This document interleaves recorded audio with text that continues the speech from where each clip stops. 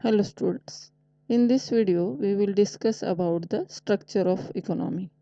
In modern economic phases are somewhat differently expressed by 4 degree of activity or in the previous or in an ancient way we used to discuss only 3 degree, that is primary, secondary and tertiary stage or tertiary sector.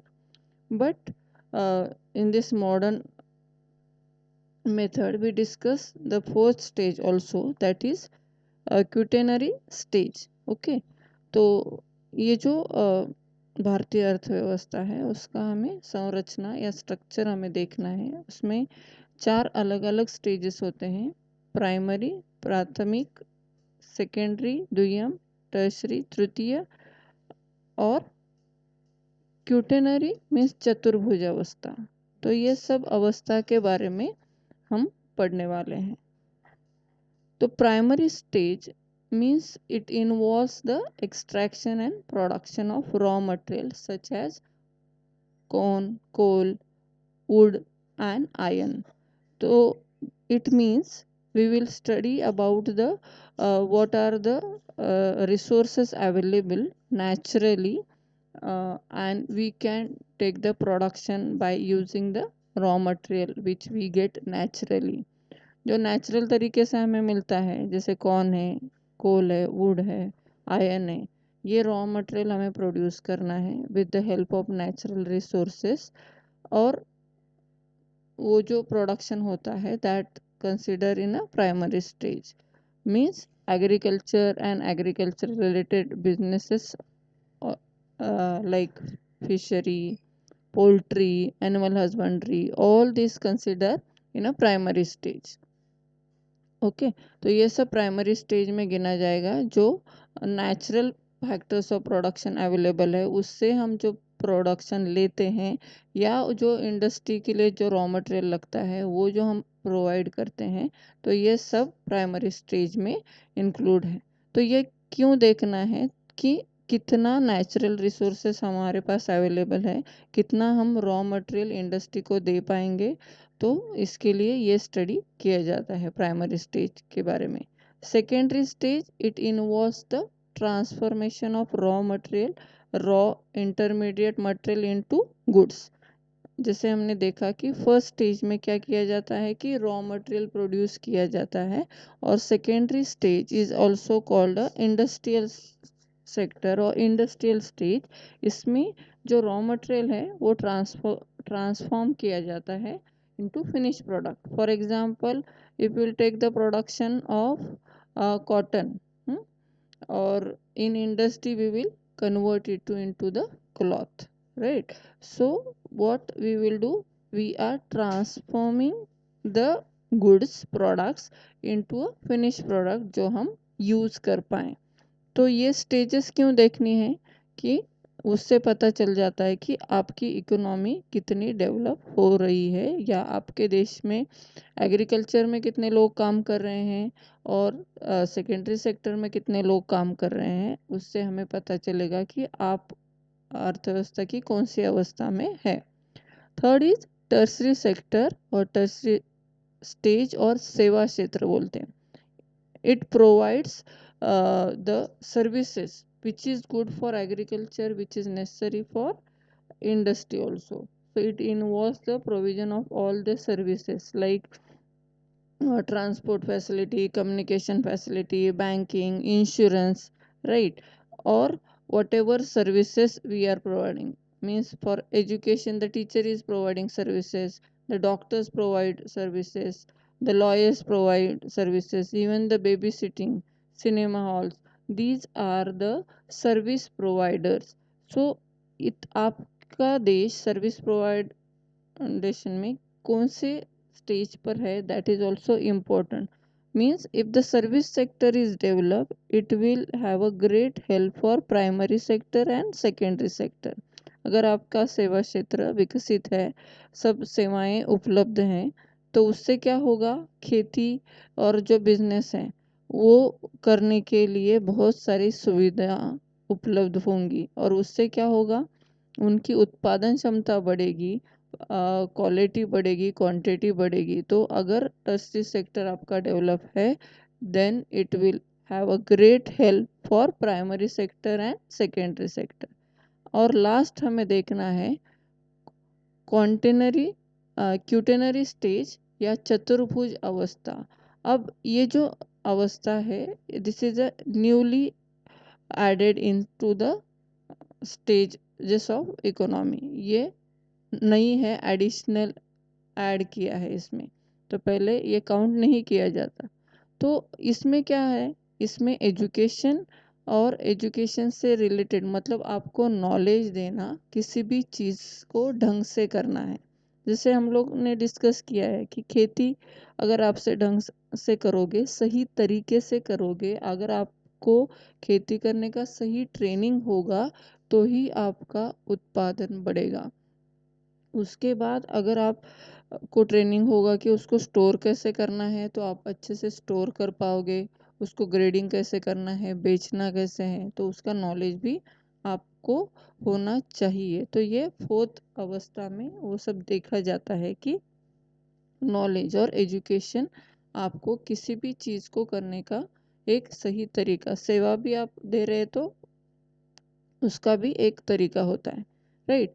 तो various economic factors are involve in this.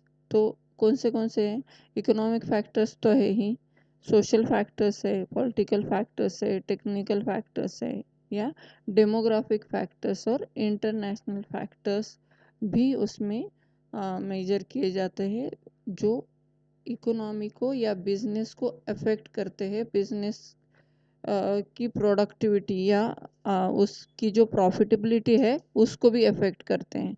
For example economic factor मतलब कितना पैसा easily available है business करने के लिए। मतलब जैसे मैंने कहा कि बैंक्स कितने अवेलेबल है, बैंक्स कितना लोन दे पा रही है। सिर्फ लोन देना ज़रूरी नहीं है, कि रेट ऑफ इंटरेस्ट क्या है। रेट ऑफ इंटरेस्ट अगर अफोर्डेबल होगा तो ही लोग क्या करेंगे, लोन लेंगे। So this is economic factor.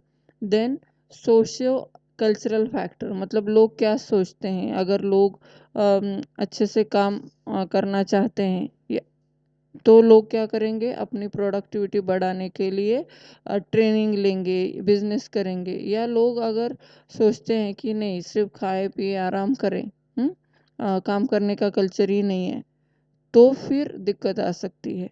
Political मतलब गवर्नमेंट की सोच क्या है, गवर्नमेंट ये बिजनेसेस को प्रमोट कर रही है या गवर्नमेंट वो बिजनेसेस को एक ऑब्स्टिकल्स दे रही है। मतलब जो फैसिलिटी चाहिए तो वो गवर्नमेंट ही प्रोवाइड करेगी। जैसे कि इंफ्रास्ट्रक्चर फैसिलिटी है, रोड्स है, ट्रांसपोर्ट है, तो वो गवर्नमेंट प्रोवाइड करेगी।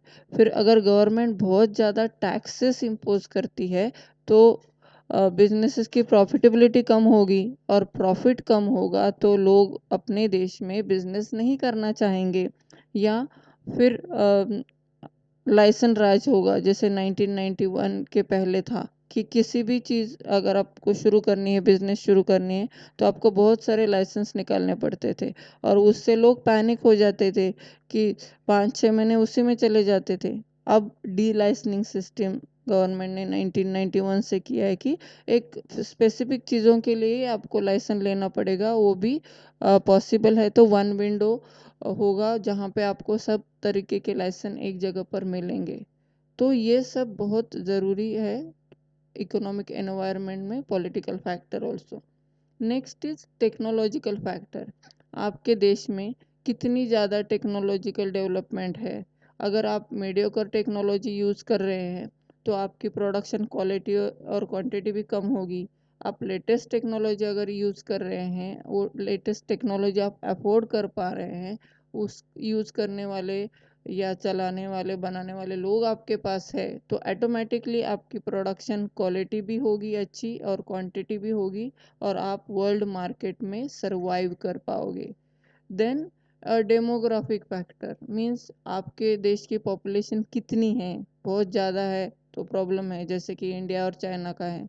फिर वो पॉपुलेशन यंग पॉपुलेशन है या ओल्ड पॉपुलेशन है, वो भी मैटर करता है। अगर बहुत ज़्यादा ओल्ड पॉपुलेशन है, मतलब डिपेंडेंसी ज़्यादा होगी, या बहुत सारे बिलो 14 ईयर्स की पॉपुलेशन है तो भी डिपेंडेंसी ज़्यादा होगी। तो वर्किंग पॉपुलेशन आपके पास कितनी है, फिर वो कैसी है, एजुकेटेड है, मेल फीमेल में बैलेंस है क्या, ये सब चीज़ें आपके इकोनॉमिक एनवायरनमेंट में मैटर करती है और देश की तरक्की में ये सब चीज़ें मायने रखती हैं। तो democratic factor. Then international factor. International factor मतलब आप के दूसरे देशों से, आजू बाजू वाले देशों से क्या कैसे रिलेशन है। If you have a good relation, अगर आपके दूसरे देशों से अच्छे संबंध है तो ही वो लोग आपसे बिजनेस करेंगे।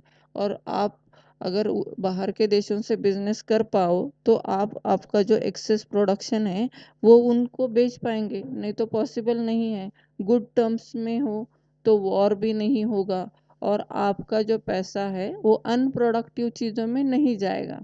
तो ये इंटरनेशनली आप कैसे रिलेशन बिल्ड करते हो बाकी देशों से, उससे भी आपके देश में इकोनॉमिक एनवायरनमेंट कैसे रहेगा, आपके देश का जो प्रोग्रेस रेट है कितना होगा, वो बहुत डिपेंड करता है। तो these all are the factors which are very very important.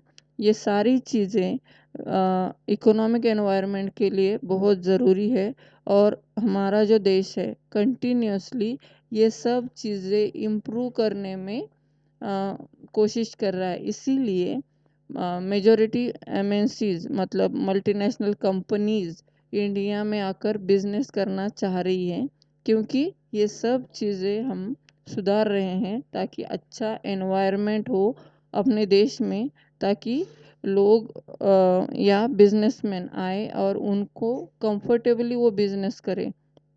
उन्होंने उनका बिजनेस अगर हमारे देश में शुरू किया तो ही हमारे देश में प्रोडक्शन बढ़ेगा, एम्प्लॉयमेंट अपॉर्चुनिटी बढ़ेगी, राइट, और लोगों को इनकम बढ़ेगा, स्टैंडर्ड ऑफ लिविंग बढ़ेगा, नेशनल इनकम भी बढ़ेगा और हमारा देश एक डेवलप कंट्री बन जाएगा। Thank you.